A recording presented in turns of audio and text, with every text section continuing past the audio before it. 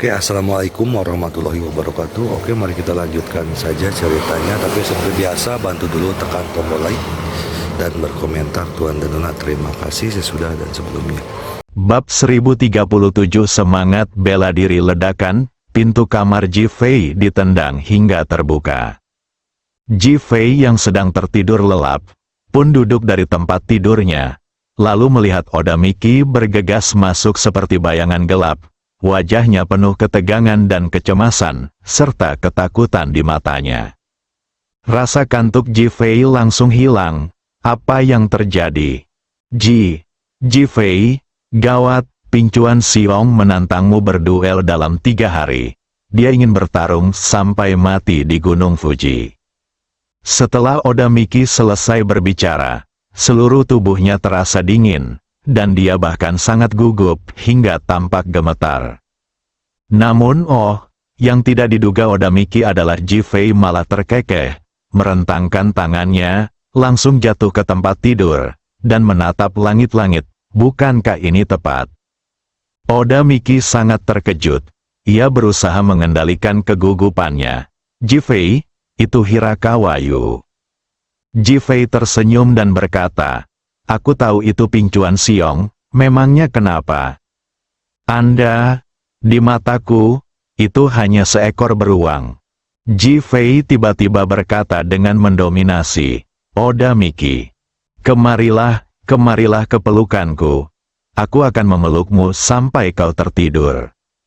Ji Fei tiba-tiba membuka tangannya dan menyapa Oda Miki.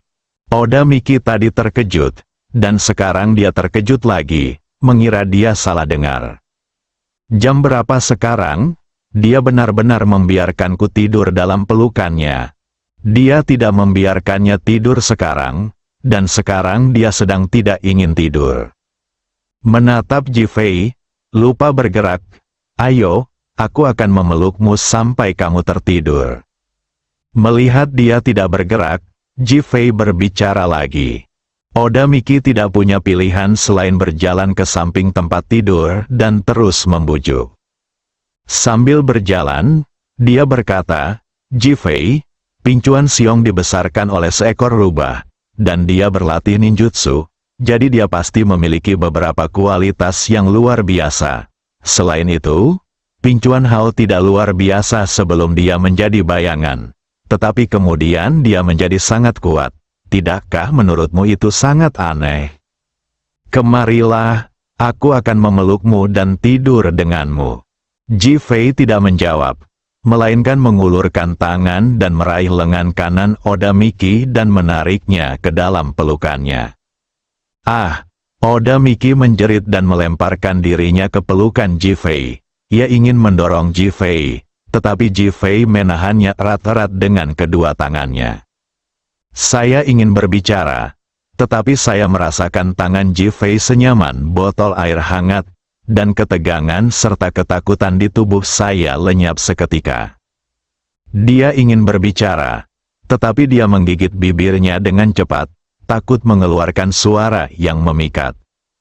"Tidurlah, percayalah padaku." Suara Ji Fei penuh percaya diri dan daya tarik, terngiang di telinganya. Dia membelai lembut rambut Oda Miki dengan tangan kanannya, dan senyum tipis muncul di wajahnya. Oda Miki merelaksasikan seluruh tubuhnya, rasa lelah menguasainya, dan dia perlahan tertidur. Ji Fei menatap Oda Miki yang sedang tidur dengan rasa kasihan di matanya. Dia tidak ingin Oda Miki mengkhawatirkan kenyamanannya. Ji Fei turun dari tempat tidur dan berjalan keluar kamar.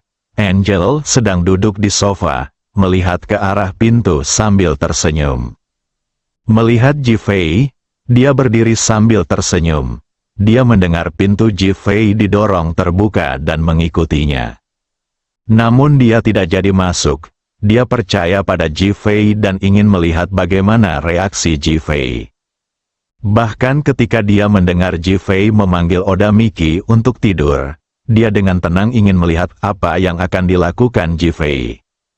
Akankah dia mengkhianati Li Ruoxi? Sekarang, Ji Fei membuatnya mengaguminya, Saya iri pada Li Ruoxi karena memiliki suami seperti itu. Kamu juga tidak tidur? Ji Fei bertanya dengan lembut.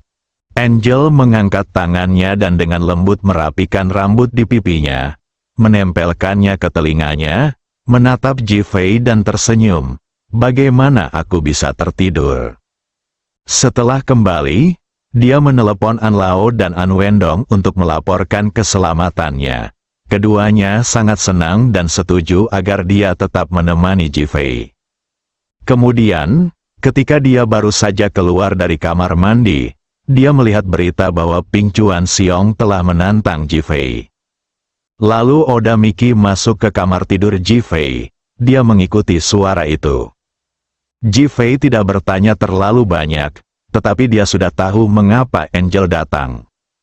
Duduk di sebelah Angel, kemarilah, berbaringlah di pangkuanku. Angel tidak menyangka Ji Fei akan mengajukan permintaan yang ambigu seperti itu, dan wajahnya langsung memerah. Dia menatap Ji Fei dan melihat bahwa dia sangat serius. Akhirnya, dia menggertakkan giginya dan berbaring dengan patuh di kaki Ji Fei. Sebelum dia bisa berbicara, Ji Fei dengan lembut menempelkan tangannya di dahinya. Tidak ada yang menyentuh Angel kecuali Ji Fei. Memikirkan pertolongan yang diterimanya sebelumnya, hatinya dipenuhi dengan kebahagiaan. Tepat saat dia hendak berbicara kepada Ji Fei untuk membujuknya, sebuah kekuatan lembut memasuki tubuhnya melalui tangan Ji Fei.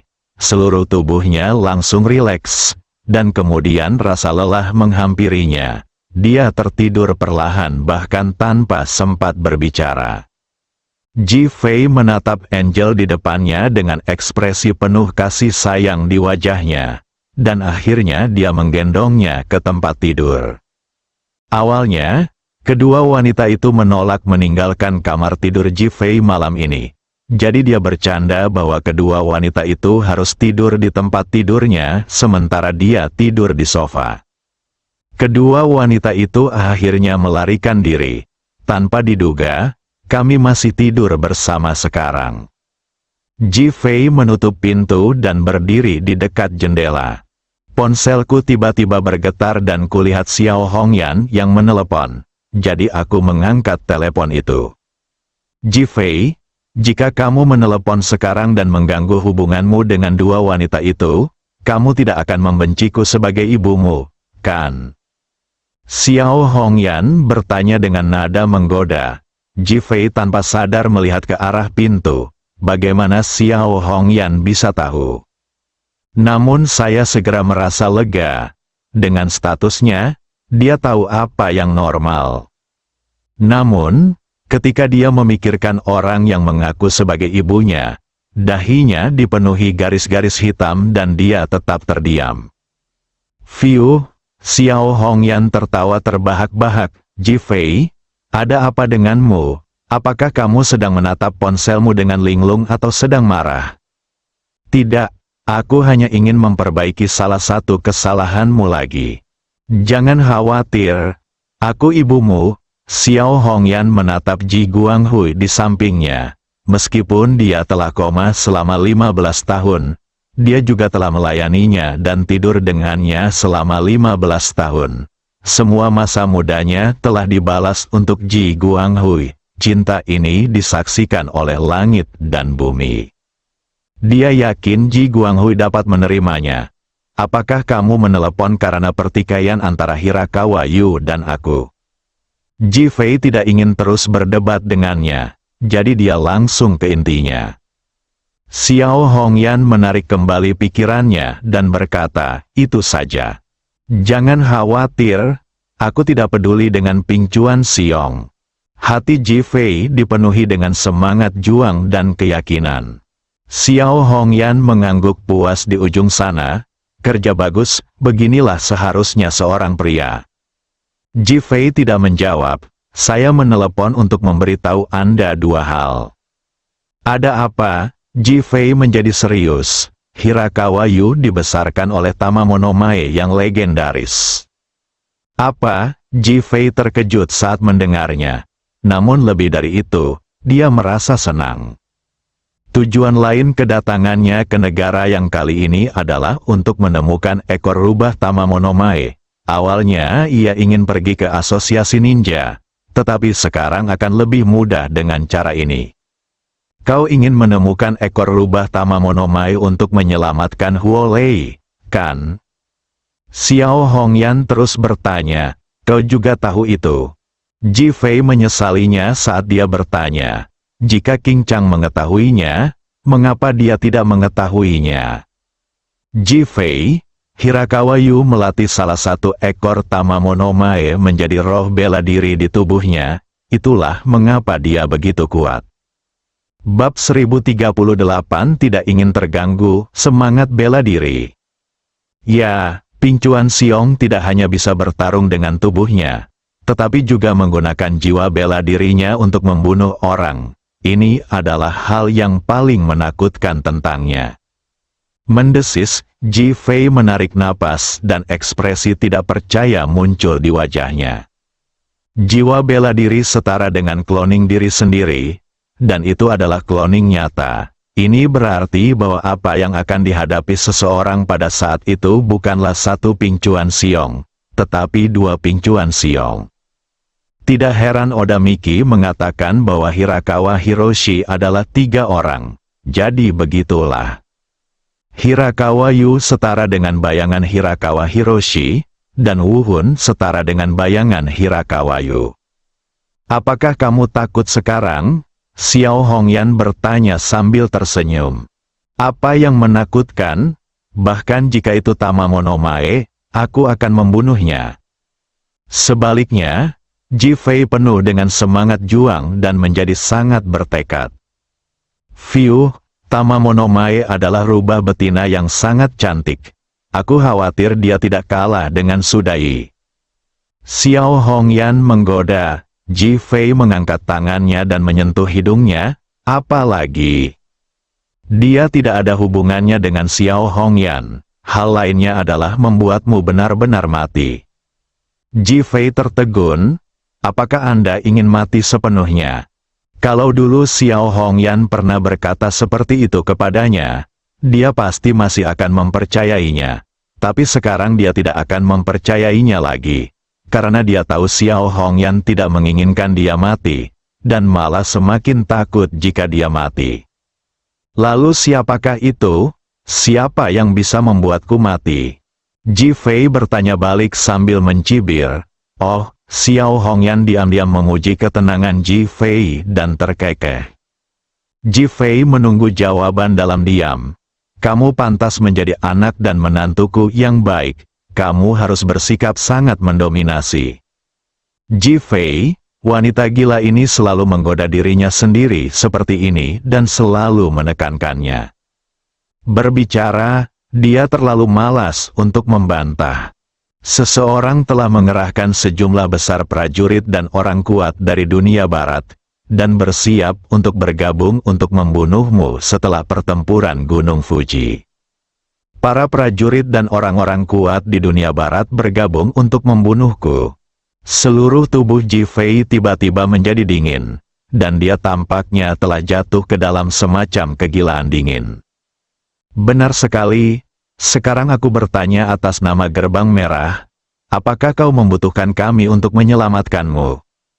Nada bicara Xiao Hongyan juga menjadi serius untuk pertama kalinya. Tidak perlu, Ji Fei dengan tegas menolak, si cantik yang tersenyum itu terdiam. Kemudian, bagus, kau layak menjadi anak dan menantuku yang baik. Jika kau bisa kembali hidup-hidup, aku akan memberimu posisi sebagai pemimpin Gerbang Merah. Ji Fei tercengang saat itu, dia tidak menyangka Xiao Hongyan begitu menghargainya, dia bahkan sedikit tersentuh. Namun saya segera menyadari, saya tidak menginginkannya. Mari kita bicarakan hal itu saat kau kembali hidup-hidup. Setelah berkata demikian, Xiao Hongyan menutup telepon. Berbunyi, teleponnya ditutup. Ji Fei merasa kejadian itu datang begitu tiba-tiba, namun dia bisa merasakan bahwa Xiao Hongyan tengah dipenuhi kekhawatiran saat itu. Namun, Hal ini juga mengilhami kepahlawanannya. Para prajurit dan orang kuat dunia barat bergabung untuk membunuhnya. Apa alasannya? Dia tidak bertanya pada Xiao Hongyan, tetapi dia masih berpikir dalam hatinya. Pada saat ini, sesosok tiba-tiba melintas di seberang ruangan dan Qing Chang muncul di dalam rumah. Ji Fei tertegun. Mengapa kamu ada di sini? Aku datang ke sini karena aku khawatir kamu tidak bisa mengatasinya. Nada bicara Qing Chang sangat tenang. Ji Fei awalnya tersentuh. Lalu wajahnya segera kembali tenang. Tidak apa-apa, aku bisa mengatasinya sendiri. Sekali lagi, dia tegas dan bulat hati. Qing Chang menatap Ji Fei dengan sedikit ekspresi terkejut di matanya. Metode membunuh Hiroshi Hirakawa benar. Kau sudah jauh lebih baik saat itu. Kamu memberiku inspirasi. Namun, Ping Chuan Xiong bukanlah orang yang sederhana. Alasan mengapa dia tidak mengambil tindakan saat kamu berlatih di pulau itu adalah karena aku ada di sampingmu. Qing Chang memecahkan misterinya. Ji Fei tergerak lagi dan ingin berbicara. Tetapi Qing Chang mengangkat tangannya untuk menghentikannya.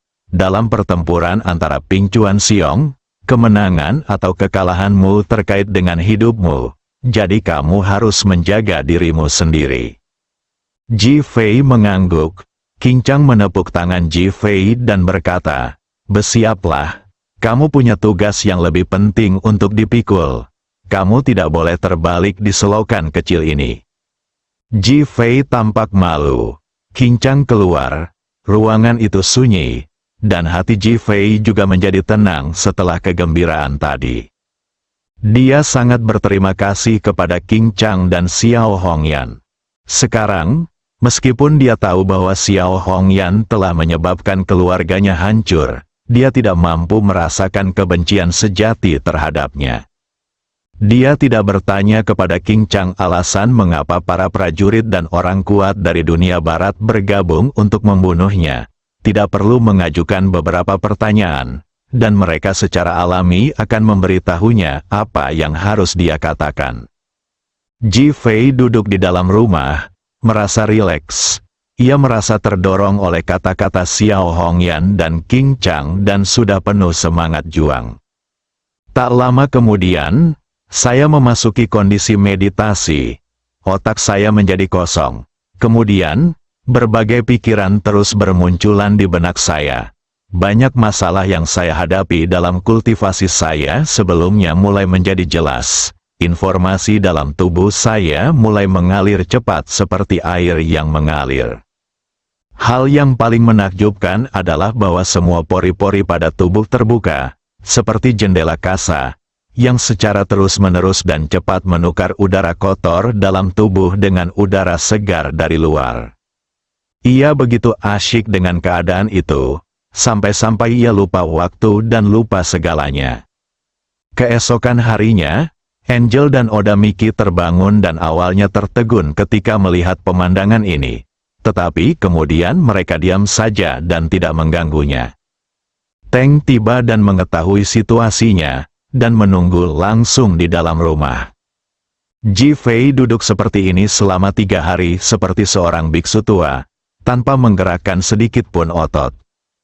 Baru pada malam ketiga, 3 jam sebelum pertempuran terakhir di Gunung Fuji, dia perlahan membuka matanya.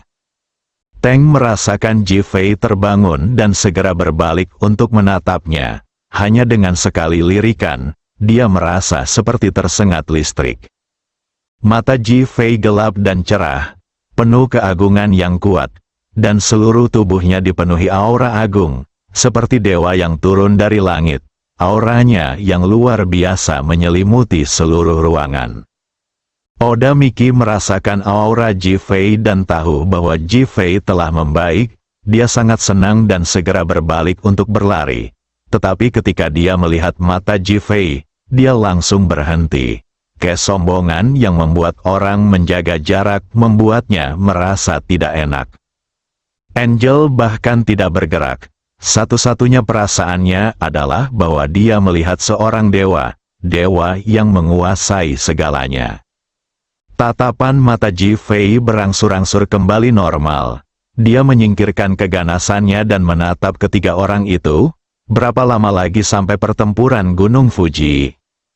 3 jam lagi. Tank itu segera merespons. Tank, bawa Angel dan Oda Miki kembali ke Ningjiang. Aku akan mandi dan berganti pakaian sekarang. Kami tidak akan pergi, 3 orang menjawab pada saat yang sama. Mata Ji Fei tiba-tiba menunjukkan sedikit rasa dingin. Tidakkah kau mendengarkan aku? Ketiga orang itu tiba-tiba terdiam dan terdiam. Baiklah, aku akan pergi. Tapi kalau terjadi apa-apa padamu, aku akan ikut denganmu. Angel menatap Ji Fei dan berkata dengan air mata di matanya.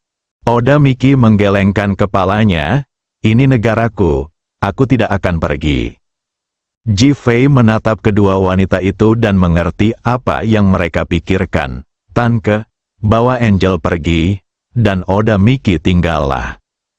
Tuan-tuan, Teng ingin menolak, tetapi ketika dia melihat mata Ji Fei, dia terdiam. 1 jam kemudian, Teng dan Angel naik pesawat untuk meninggalkan negara yang. Angel menangis, dan Teng mengepalkan tangannya dengan mata merah. Ji Fei sudah mandi, berganti pakaian, dan bersiap untuk pergi. Oda Miki, apa yang ada di belakangmu? Oda Miki berbalik dan kemudian terjatuh lemas. Mata Ji Fei menunjukkan rasa kasihan. Aku tidak ingin terganggu. Ji Fei membaringkan Oda Miki di tempat tidur, menutupinya dengan selimut, lalu berbalik dan berjalan keluar rumah. Gunung Fuji, Ji Fei ada di sini, Hirakawa Yu, saatnya kematian telah tiba. Pada saat ini, kaki Gunung Fuji dipenuhi oleh banyak sekali wartawan yang berhenti, dan di dalam Gunung Fuji, banyak sekali orang yang bersembunyi di tengahnya. Saudara Long, jaring besar telah dipasang. Bersambung.